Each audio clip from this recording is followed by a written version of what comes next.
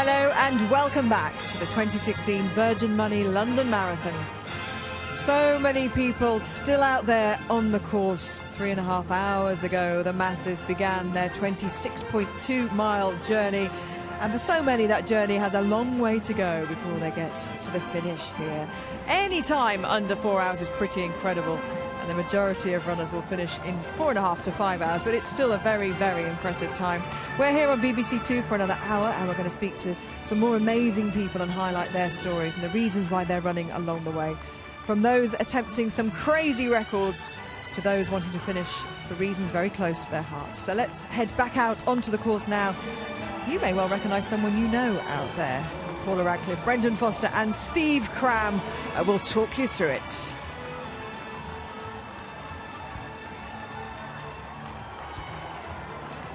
Well, what a great day it's been here in London. The 4 elite races, absolutely enthralling all the way to the end. Eliud Kipchoge, a whisker away from a world record. It was by quite some margin the fastest time we've ever seen here in London, and arguably one of, if not the best performances we've ever witnessed, especially when you take into account the great battle he had with Stanley Biwott, who also came home inside 2 hours and 4 minutes.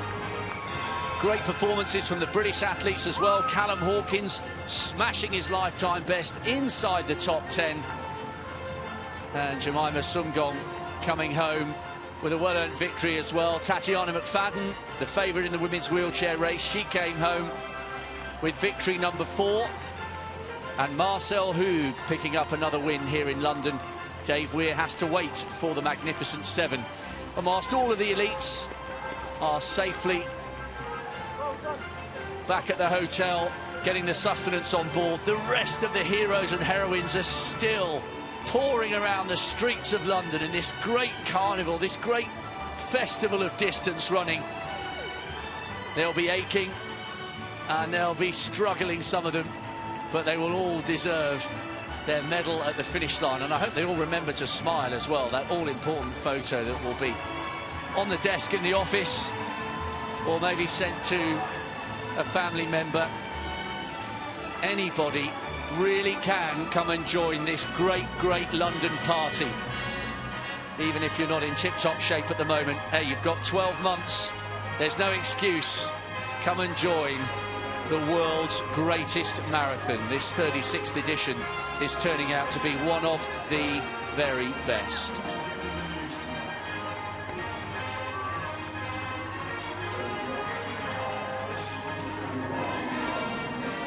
So well supported all the way through the race. And I bet if you're sitting at home watching this and you've done a marathon, you've done London maybe 5 or 10 years ago, you're thinking about having another one.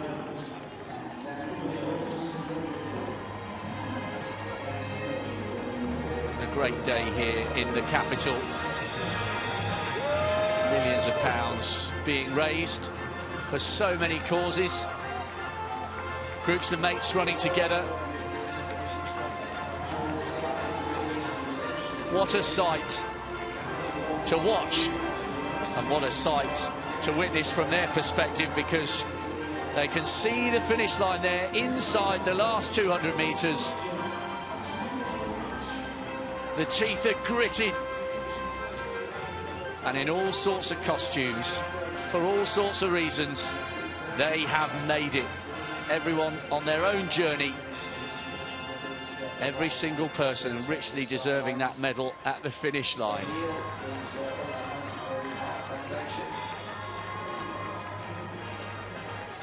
Well, as ever, a whole wealth of statistics get broken on a day like this. We've been enjoying all of the different aspects, including, of course, the wheelchair events, which Robin Tanney covered so well. And we've all enjoyed. I know Rob enjoys his running as much as the rest of us. And we've had a few world records today already. I know one was for wearing a dinosaur suit. I'm not sure what he was dressed as.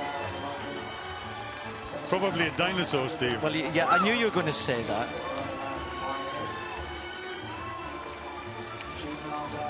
That record went to Ben Evans from Guildford and Godalming, 3 hours 8:43. Remains to be found what Dinosaur is actually dressed as. Charlie Long has completed the fastest marathon dressed as a bottle in the male category. Well done to him. I wonder how many categories there are. Did you say milk category? No, male. Oh, there's a milk bottle category. So theoretically there are females out there But if you look at it, you dressed know, as a bottle as well. We've had 39,698 people registered last night to take part today. Fully. Where are you going? Let us know where you're going to next after this. Past the million mark. So 36 years ago, sixth started here, and here we are today. 37,000 people plus will finish, making up that wonderful 1 in a million. And you think about it, there are people out there watching this marathon, which in 3 hours 40 time they're finishing. This is very, very good marathon running, and around the country there'll be people watching this who'll be part of that 1 in a million group. And when you think about the first ever marathon, there were only a couple of hundred people watching television that day when we had recorded highlights on the BBC. Only a couple of hundred people had actually experienced running a marathon. Now there are people out there, as these pictures go around the world to 100 countries, more than 1 million people will be watching saying, I've done that before. Well, do that again.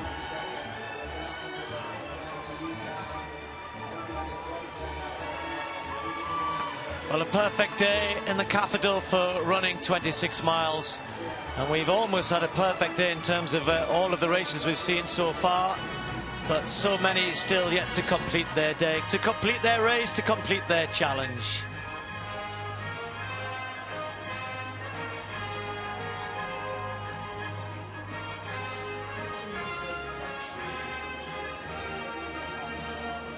Well done, Claire.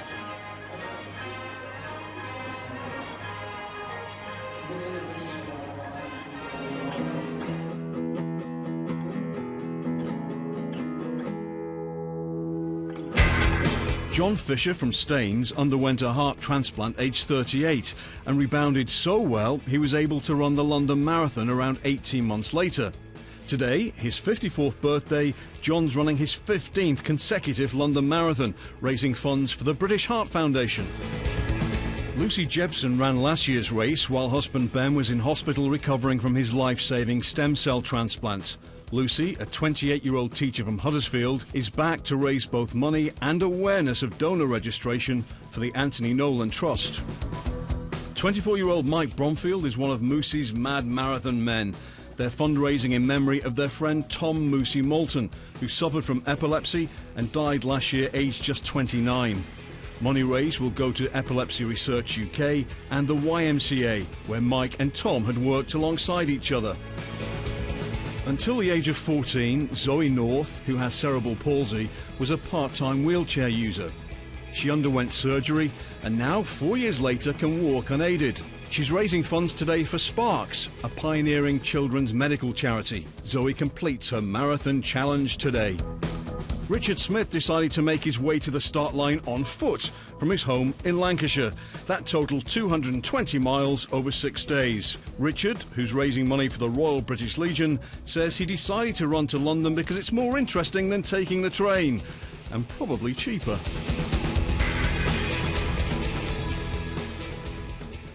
Yeah. Rich, this is the end of a very, very long journey for you, isn't it? Yeah, very long. Averaging 36 miles a day for the last 6 days. I got here at 10 o'clock last night, 4 hours sleep, and now I'm dragging myself through here. It's fantastic. And just remind us exactly why it is that you're doing it. Running for the British Legion, hoping to raise £5,000. Currently just under 3,000, so really, really close to my target. There's been so much support, just around the course, but for the whole week. It's been absolutely fantastic. And can you dream of the finish just yet? Nearly. Been dreaming about it all week. Yeah, I'm just dreaming about that pint at the end. It's going to be so nice. Get it good, get it cold, yeah, and get it at the finish. We'll see you then. Thank you very much. Cheers. Thank you. Well, I have with me now the Fab Four.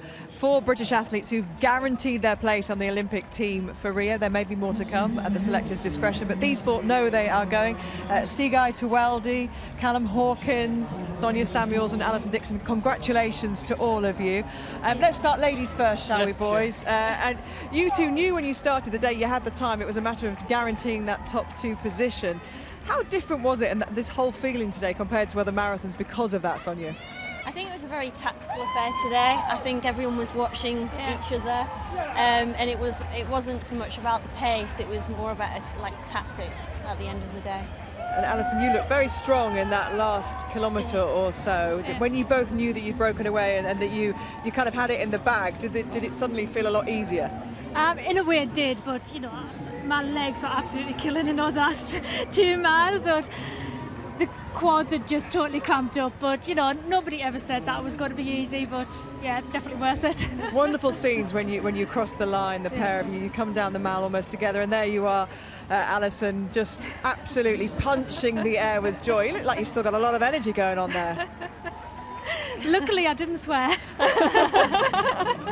Yeah, you know, you dream of what you're going to do on these occasions, and you get there and you go, oh, what should I do? Yeah. So yeah, I just went a bit mad.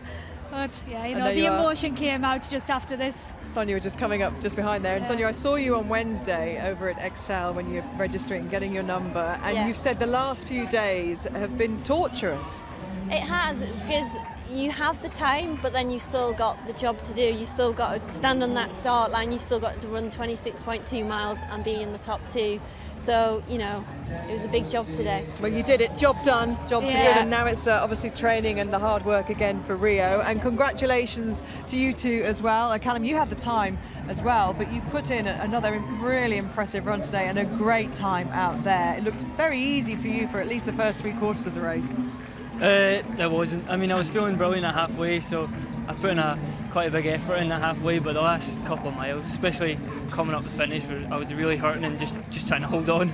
But before that, you obviously felt very comfortable, and your split times were very impressive as well in terms of the even pace of your race. Steve Crown was commenting on that.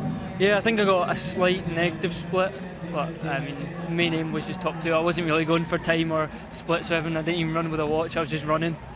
And there you are, crossing the line, top Brit, on the plane to Rio. Yeah. How did it feel? Looking pretty tired there, though. And your brother not far behind you as well. Were you aware of how well he was running as well? Not at all. I mean, he had his own plan, and I think he did similar thing. We just negative split as well, but I'm really chuffed for him. We both trained together, both live in the same house. So for him to take a minute off his PB and be top 3 Brits, and maybe help towards maybe him getting selection as well would be brilliant. Yeah, it's in the lap of the gods, if you like, now in the selector's hands, because he has got the qualifying time. Tsegay, congratulations to you as well. A very impressive run, but the day didn't start quite so well, did it? You didn't start so well the day today. You almost didn't make the bus. I just thought I was been phone my friend, but he wasn't answering me just so. Slept in? Yeah. Callum, I understand Tsegay, he slept in this morning and you had to give him a quick call to get him on the bus. Yeah, I think somebody had to go and check his door and wake him up. How long were you all waiting on the bus for then, Sonia?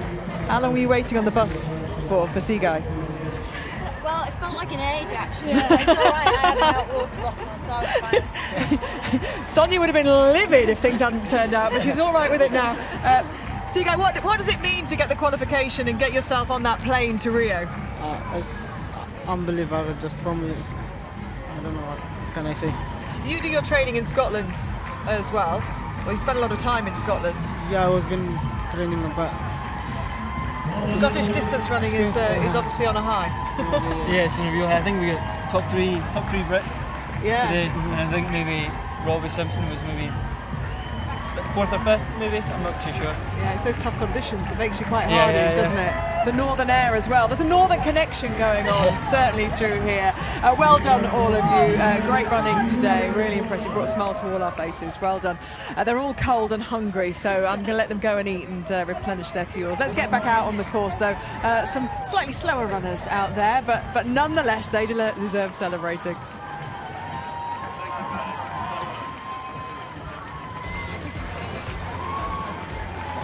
Well, only slightly slower. approaching not far away from the 4-hour mark. And those who are coming into the mile now, we're starting to see a few people struggling over the last mile, the last half a mile. It's amazing, though, how they're getting helped, and all the runners giving up the times that they're chasing to help those who are struggling to get across the line.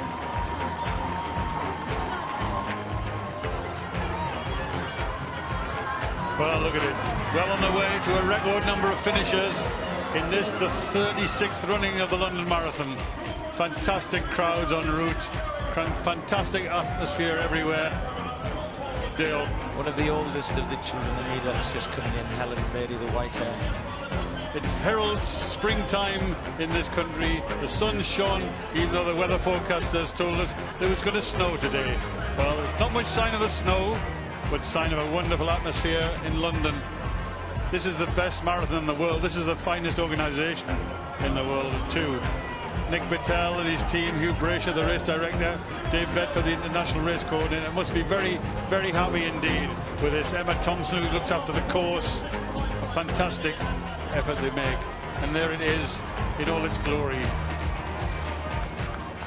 Running along towards the embankment, the Tower of London in the background. And I think we've seen the finest marathon performance in history, you know. Eliud Kipchoge in a race, a little bit too quick in the early stages. And these people, some of them have done the same, some of them have gone too quick in the early stages. But I think we've seen the finest organisation and the finest marathon in history in every sense. The record number of runners.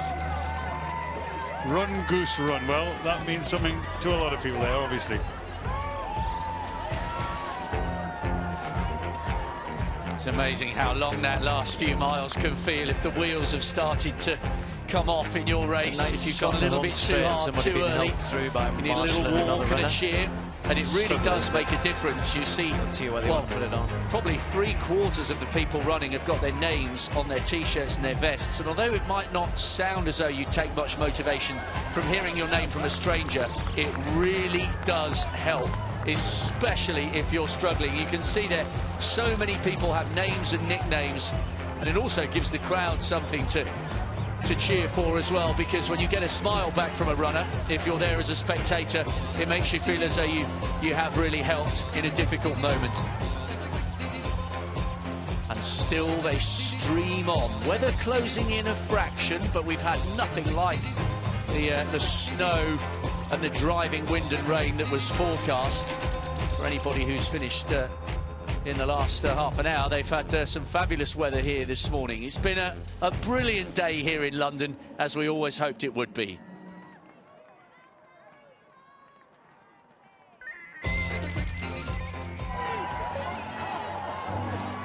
Fantastic! Postman Mike, I know you've got a special delivery for me. I'm not sure what to say now, other than I'm so glad I kept this clean and dry for you. Denise Lewis at the 18-mile point, and thank you so much for brilliant coverage. I'm running for the Haven again. They do fantastic work. That's their logo. If anybody wants to get them online, theherefordhaven.org.uk. A huge thank you, my postman colleagues in Hereford, everybody in Herefordshire, the Hereford Haven. Between us, we've raised over £18,000 this year, which is helping women with breast cancer, and I just feel so honoured, pretty humble. But of course, the highlight is coming here to meet you. It's been great to see you. Keep running. Well, I actually got cramp about half a mile back, so I think it's more hobbling, but thank you. Thank you so much. Brilliant. Brilliant. Thanks, Mike. Rupert, a lot of people think of Bagpuss as one of their favourite characters. Are you starting to hate him? I've got one or two issues, yes.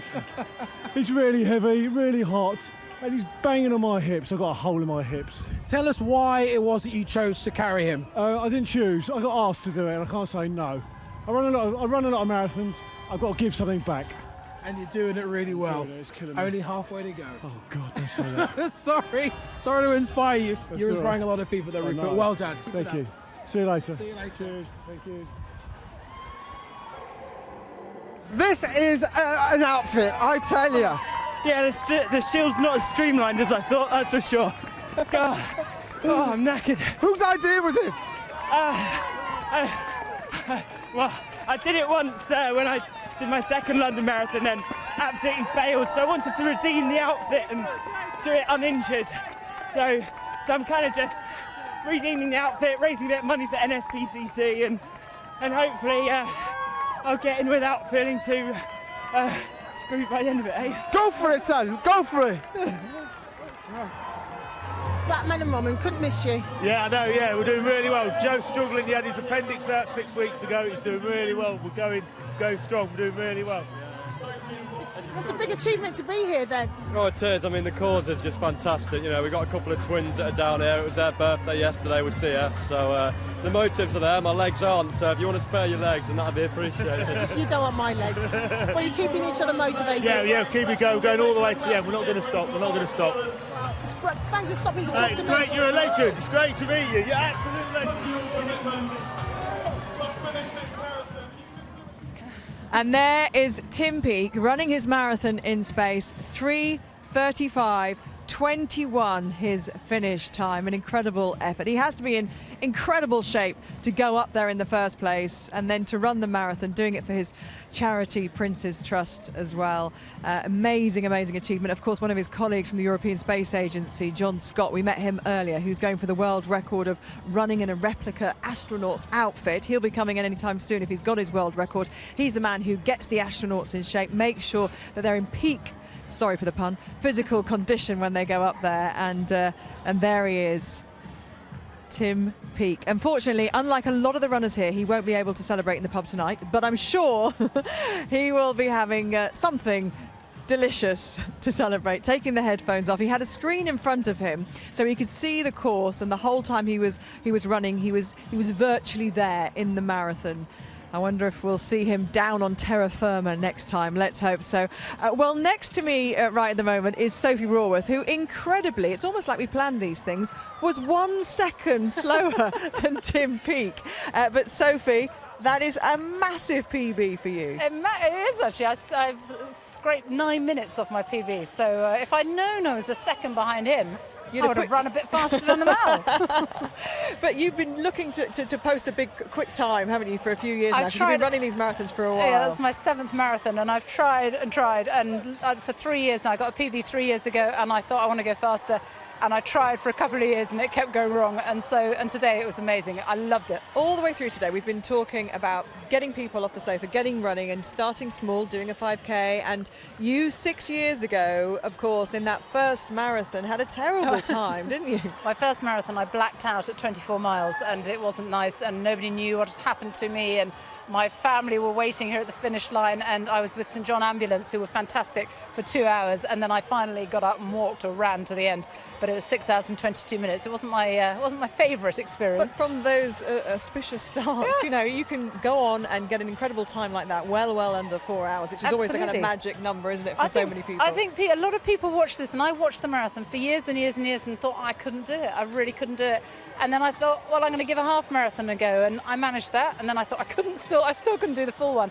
But you can, you actually can. You do the training, it's incredible. You look at the people out here, as long as you do the training, and I worked, like this year, I worked really, really hard for it, and I felt fine all the way around. You have to do the training. If you do it, you can get around. You put the hours in, you've got a demanding job, you've got your 3 children who are just over there, and they're absolutely thrilled. You can see the look on your children's face. They're so proud of you. What an inspiration you are to them, and also for your charity that you're running for, which is very close to your heart. I'm running for the Cure Parkinson's Trust, because my father was diagnosed with early stages Parkinson's just last year. And so I'm doing it for him and for that charity to raise money for them. And when you're out there pounding the streets, and those times when it does hurt a little bit, you draw on those inspirations, I guess. My sister rang me this morning and she said, "Oh, wow, it's amazing what you're doing for Dad.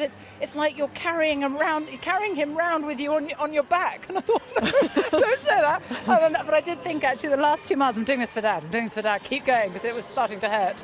Well, you were rewarded with that incredible PB. Well, you know, we'll round down the times. I think you can say you're the same as Tim Peake. Well, you never know when my chip time comes through. You know, I might be bang on the same as Tim Peake. You never know. Or even quicker. Who knows? Sophie, fantastic to see you looking so well. Everybody comes up here, having run these incredible times, just, you know, beaming, looking amazing, sounding fantastic, and not at all tired. The bit you don't watch is the one we leave. I'll be hobbling. Go and have a hearty feast, I think. Great to see you too, Sophie. Out there, though, on the course, there are plenty more people who've yet to cross the finish line, looking to post their own personal bests.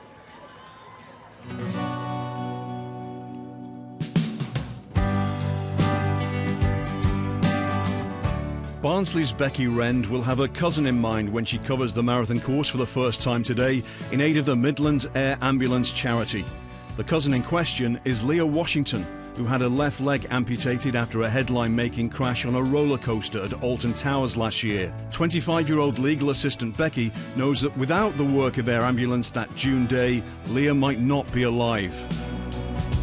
Trevor Bygate was away on exercise with the Army when he received the devastating news that his 19-year-old daughter Chloe had taken her own life. He was helped in the immediate aftermath of the tragedy by the Royal British Legion, and he's raising funds for that charity today. Once he leaves the Army, Trevor plans a career helping young people with depression.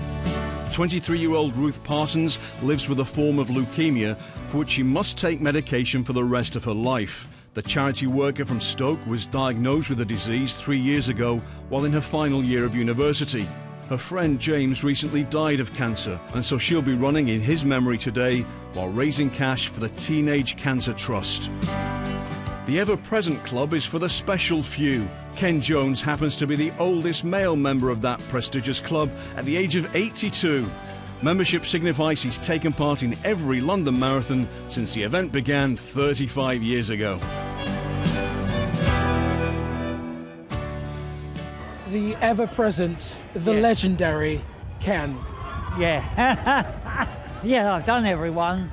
And I'm looking forward to doing the next one. My goodness me, you Yeah. are an inspiration to so many people. Yeah. Just tell us, over the last 36 years, Yeah. what has been the biggest change? The biggest change is so much more better organised. At first, we had buses to put our stuff in. Now it's all beautifully done. The whole race is magnificent. Wow. Well, you're already talking about 2017. Let's just concentrate on the next 13 miles, shall we? Yeah, I'll do it. I'm going to do it. And I'd like to say something for my running club and for the park runners. They've got to keep going, all the park runners, forever. And they'll join me next year. Ken, you're flying the flag, my friend. It's great to meet you. Well done. Right, thank you very much. Bye-bye. Bye-bye. How are you? I've been better.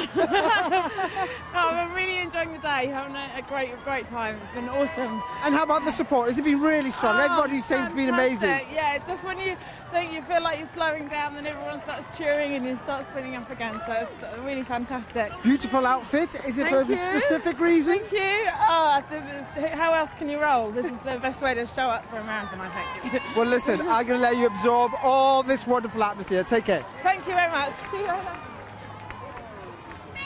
Dressed as a big shoe. Tell me about this. Well, it seemed like a good idea when I started, but we're at this point, so yeah, it's getting a bit tiring. I think my back's going, but Well, you're just after the 18-mile stretch. You've got the I'm most nearly of it. home, You're I'm nearly nearly home. home. Home is in sight. yeah, perfect. I know my grandma's watching at home, so Grandma, this one's for you and this one's for Mum. And who are you raising money for? Cancer Research UK, I've raised about £6,000 hopefully today. Brilliant. Perfect. Keep Cheers. going. Thank you. Christian, I can see that you've got yourselves a wonderful contraption here. Yeah. Just tell us what it's been like for 13 miles carrying it. It's been heavy, and it's over pushing and pulling. So you do the running, you all run at different speeds, so it's tough.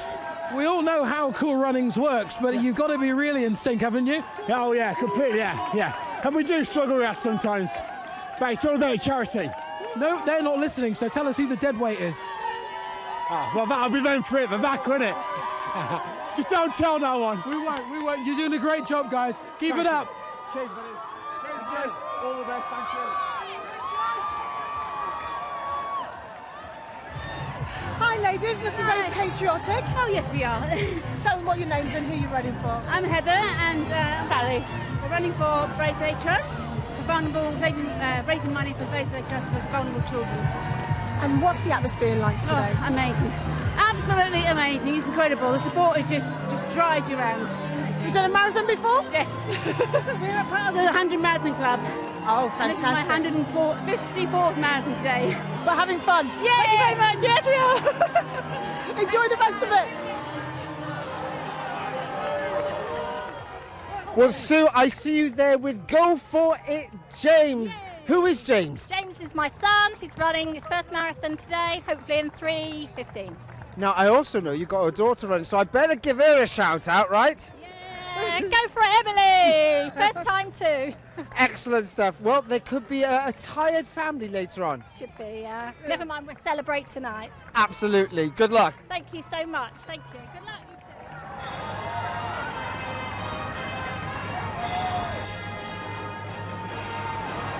two. So Big Ben about to strike 2 o'clock, signifying the 4-hour mark. They're trying to sprint in here in the mile to try and beat it, of course.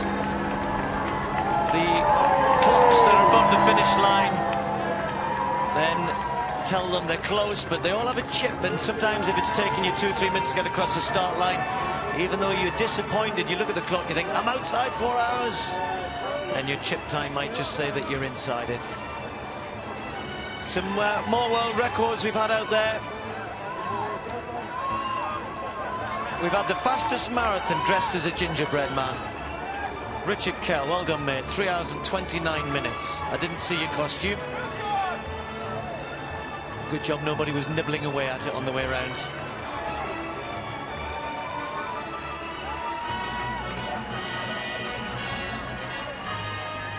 I thought the best one was when you announced the record and dressed as a dinosaur, and then you said, what was he dressed as? Well, I'm assuming he was pretty quick. He was probably a velociraptor. Velocity-raptor, never mind. We'll do a lecture on dinosaurs later.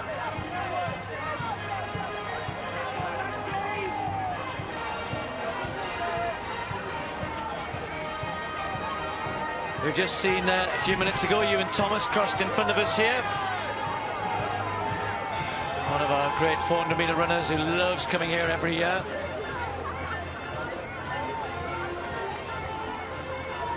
It's amazing how it still, after all of these years, attracts so many people. This greatest of challenges, open to all. Line up next to world champions and Olympic champions, world record holders, all in the same race.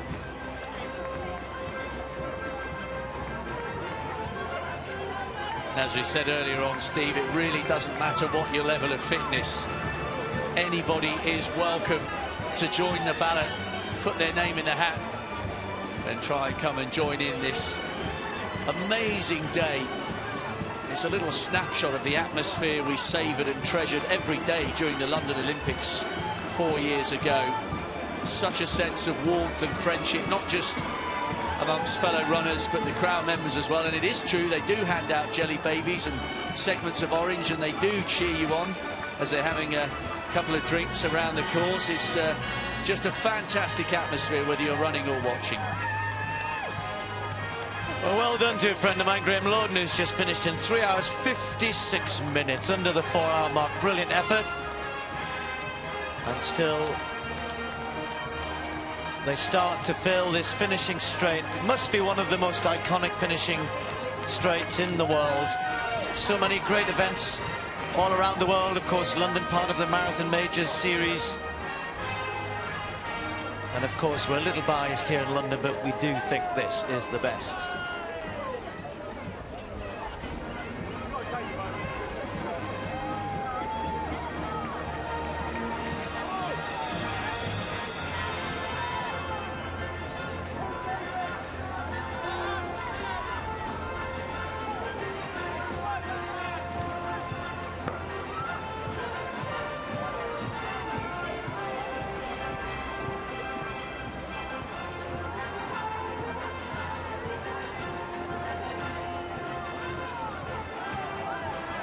He's come for lunch. He's come for lunch.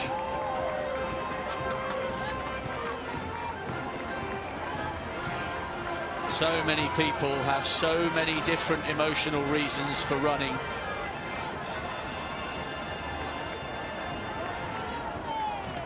Some people trying to lose weight, others remembering a loved one.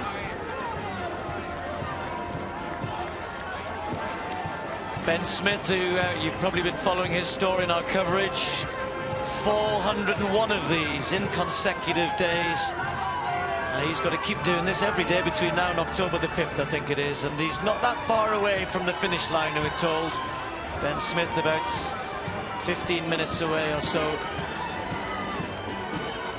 His is a great effort that everybody who's taken part here today should be very, very proud of themselves.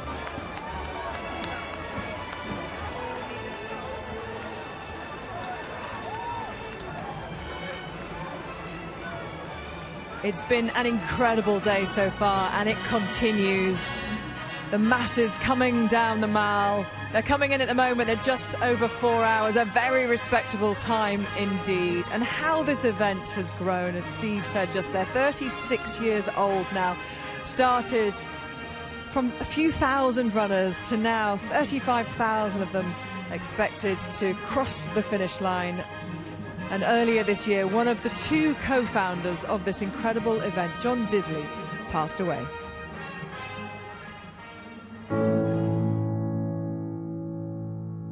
It was in 1981 that the marathon vision of two former steeplechasers became reality.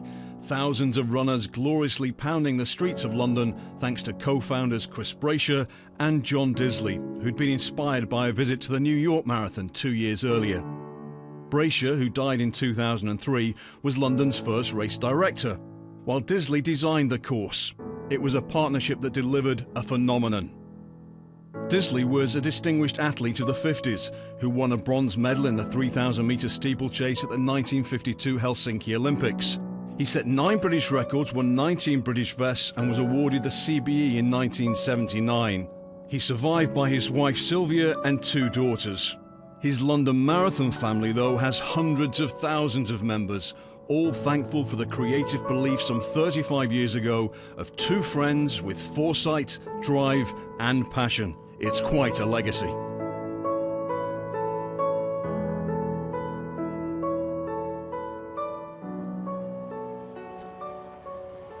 So John Disley, Chris Braysher, they were the founders of the London Marathon. Chris's son Hugh is with me now, and it's incredible, isn't it, that this event has become what it has over these years and continues to grow and really become part of the fabric of our society.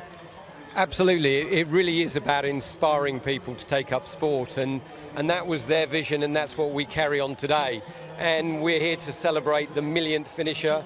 At some time, probably in the next 2 hours, that 1,000,000th person will cross the finish line. But we're not focusing on that. We're focusing on the 1,000,000 stories, the reasons that people have taken part in this event. And 75% of them are raising money for charity.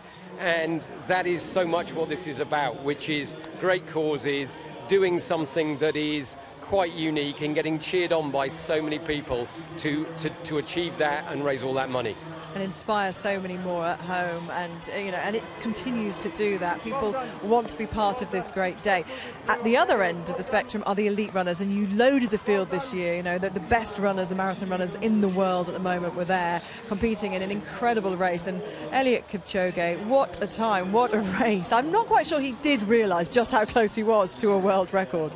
Yeah, I mean, to run that, he is the most amazing athlete. He, in Berlin, back in September, he ran pretty well the whole race with his insoles hanging out his shoes and ran a time of 2 hours and 4 minutes. And he said to me afterwards, I did a speech on Friday, and I said that in 2003, when my father passed away, Paula Radcliffe ran 2 hours and 15. I said, I challenged the athletes to a world record.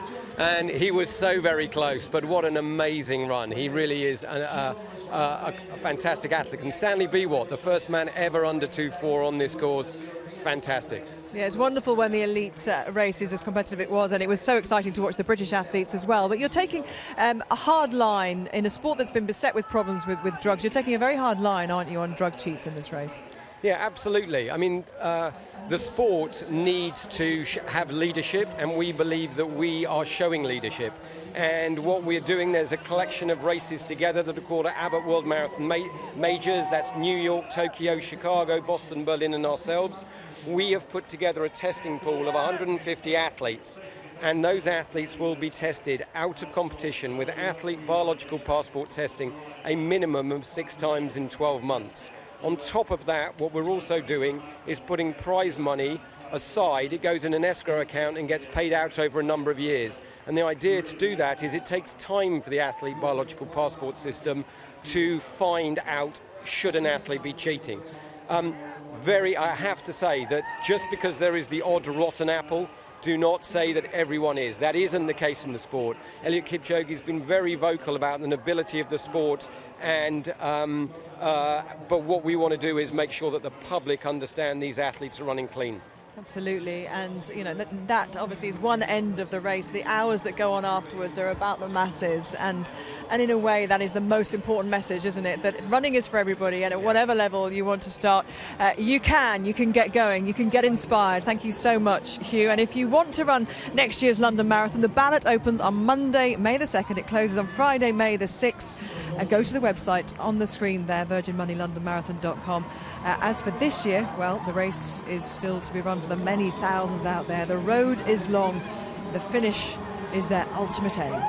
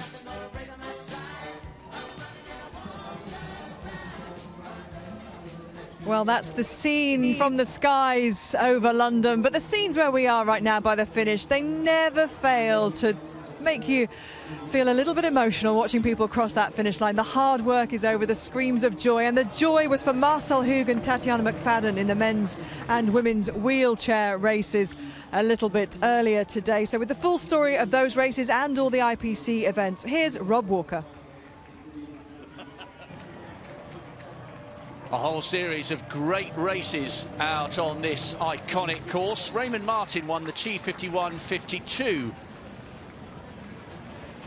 World Cup race. Wheelchair athlete with less upper body mobility and flexibility than the Dave Weirs and Marcel Hugs. Hence, he won a separate race. Great athlete from the United States. We had a whole host of world-class visually impaired athletes. T11, T12. Yin Zheng took the title on her debut. Great run, 3:13, an unofficial world record. Then Ancheto dos Santos defended his title in the T13 visually impaired category. Imagine the cheers he'll get if he does the same in Rio in September. And then we had the arm amputee race as well. Li Xiaoyan, who came 5th in the World Championship last year over 1,500 metres, stepping up to the marathon in fine style. 2:27.07, just 8 seconds outside the world record. Full list of the IPC Marathon World Cup winners: Raymond Martin, Kumaji, Zheng, Dos Santos and Xiaoyan.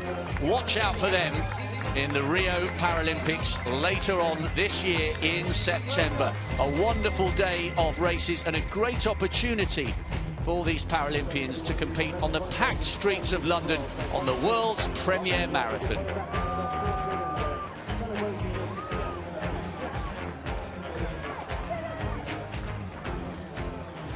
Well, earlier today we chatted to this man, John Scott, who was going for the world record for...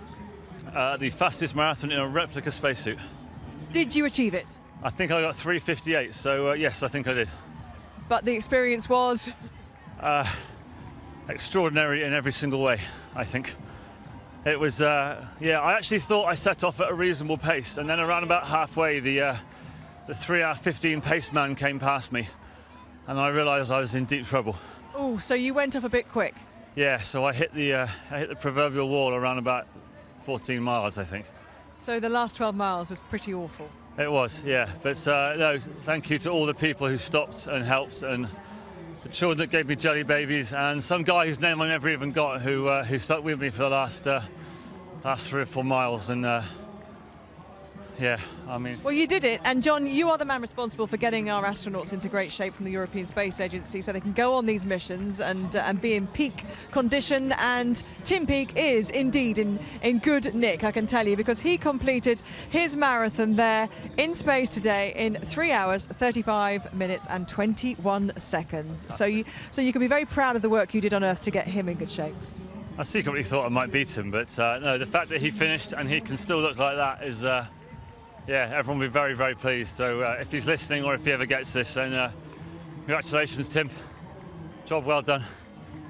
Now he gets to hang out just for the whole day, just floating. I really wish I could do that. But well, he gets to hang out floating, but at least you get to go down the pub to celebrate with your mates. Yeah, I think I'll do that. Maybe didn't go quite to plan this year. Get the pace right though, and do it again next year, and you can knock even more off that PB. Yeah, I might try it in shorts and t-shirt next year. Thank you so much, John. Well done. You've got the medal, you've got the time. Keep getting the refreshments down you. Thank you. From inspiring John and Tim, who are out of this world, to more incredible people out there on the course. Hello! Hello there! Hi! You've got a bone in your hair. Tell me why you're running today. I do. So this is my 4th marathon in memory of my grandmother for the National Osteoporosis Society. So I'm doing something she never could. And it's pretty painful so far, but it's good. Well, keep it going. Thank you so much. Thank you. Doing a great job. Thank you. Very well. How are you doing, more likely? Yeah, I'm good. I'm loving it.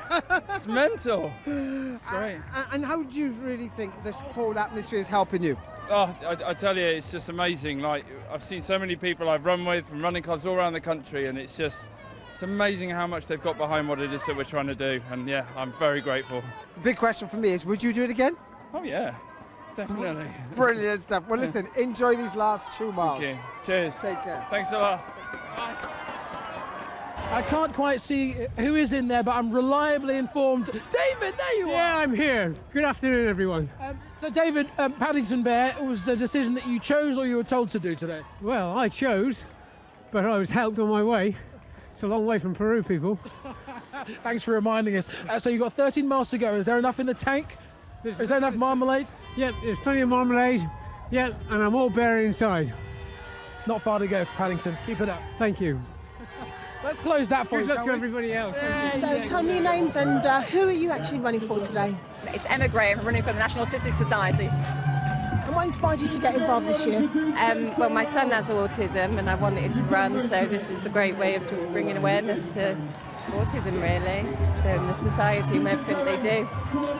The atmosphere has been incredible. Every year it's the same.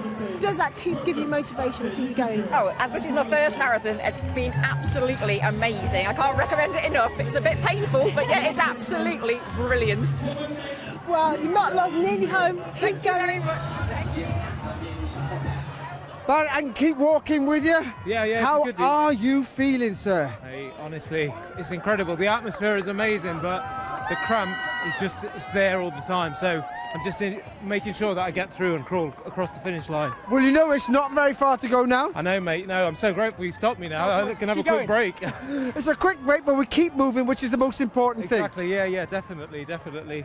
But honestly, the support has just been incredible, and the atmosphere is just amazing. so many good charities out there, and you see the back of their T-shirts and what they're doing it for is so inspiring. So I'm determined to finish it, definitely. You will do. I'll leave you to it. All the best. Well done. Cheers, buddy. Thank you. Cheers, guys.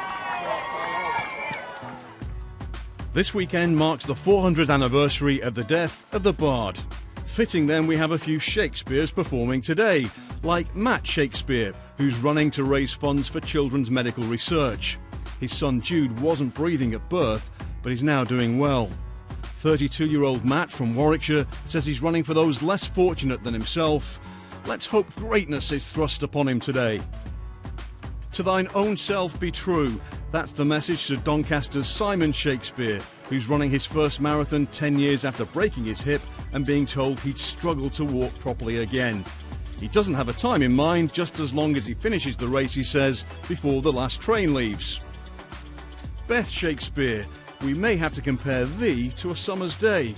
You see, 30-year-old Londoner Beth runs on this anniversary weekend with the golden glow of being distantly related to the great man William. The speech and language therapist won her place in the race through Kent Athletics Club and proudly wears its colours today. Wearing an altogether different garb, that's Luke Hollowell Williams. He's dressed as Shakespeare, he's grown a beard like Shakespeare's, he's even running for a charity named the Primary Shakespeare Company, which organises classes for primary school children. For the 52-year-old from London today, all of London's a stage. Well, we now have one of the Shakespeares running with me today, Beth Shakespeare. Wow, I feel kind of honoured to be in your presence. Explain your relationship to the great bard. We're related through William Shakespeare's uncle, so the youngest brother of his father, John, which is his uncle called Matthew. So, yeah. So it's been a big weekend for the family. Oh, yeah. My dad's gone up to Stratford for the celebrations and just got right in there. And he's been researching our family tree for about 3 decades. So he, has a real passion for it. Is it a name that through your life carries a great weight of expectation? You know, did your English teachers look at your first essay and think, well, this isn't quite good enough, actually? A little bit, but...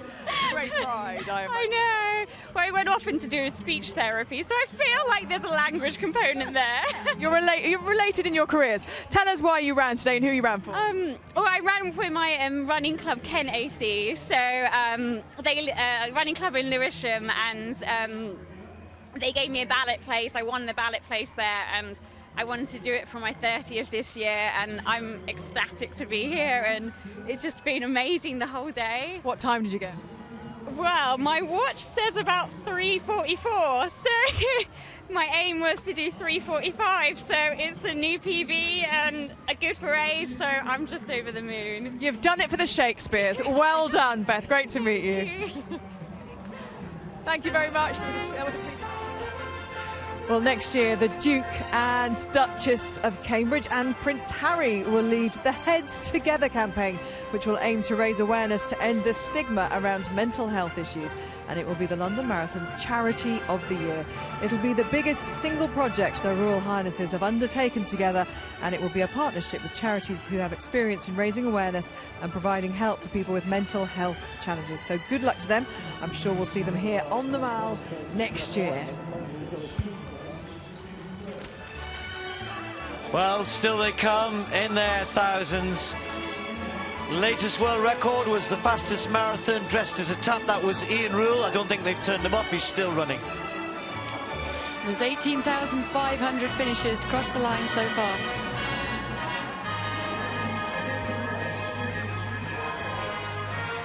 Well, we've had 18,500 finishers so far, just over that.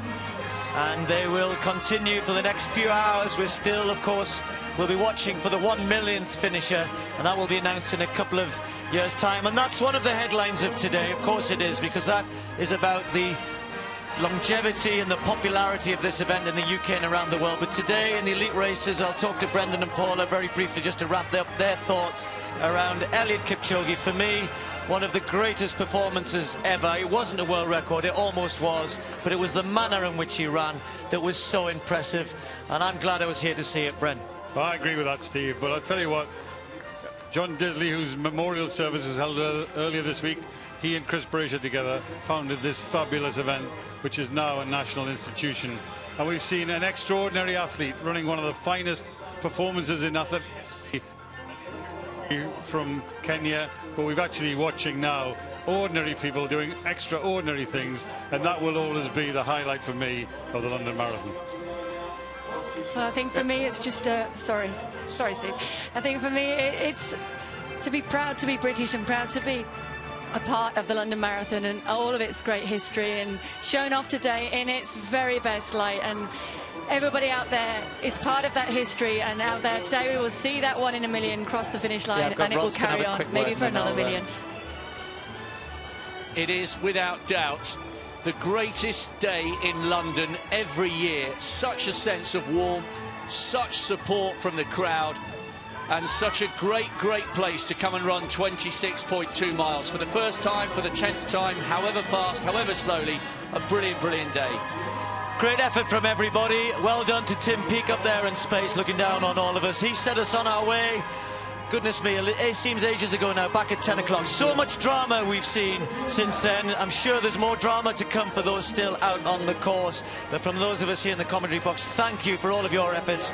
We've enjoyed it. We'll see you all again next year.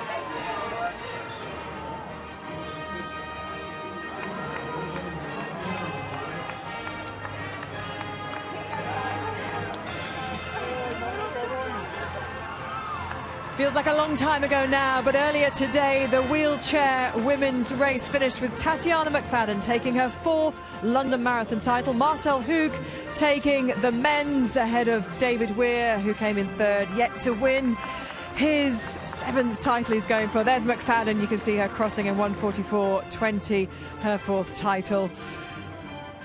And then in the elite races, it was Jemima Sumgong, who after 22 miles had that incredible crash, got up, hitting her head, holding it for a while, not sure she should continue, but she did, and she won the London Marathon in 2 hours, 22 and 58 seconds. But for the men, what a race it was. Eliud Kipchoge winning his 2nd consecutive London Marathon in a time that was just seconds outside of the world record, the 2nd fastest marathon run for a man in history. Incredible day we've had here. You can see coverage of the London Marathon highlights 6 o'clock tonight on BBC Two, but next on BBC Two, Snooker World Championships, and then at 10:30 it's Match of the Day 2 on BBC One. 11:40 it's FA Cup highlights. Tomorrow we've got Triathlon World Series from 10 o'clock. Great sport coming up on the BBC. We've had great sport here, though, today. But that's it from us here at the finish line. Still plenty of runners out there on the streets of London, hoping to finish the marathon today.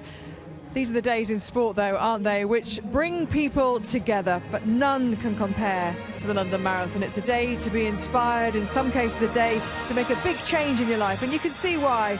It's a day where the human body is put to the limit, which results in a human triumph of the human spirit. From all of us here, I hope you've enjoyed our coverage. We've certainly enjoyed bringing it to you. Maybe we'll see you running the streets of London next time. Goodbye.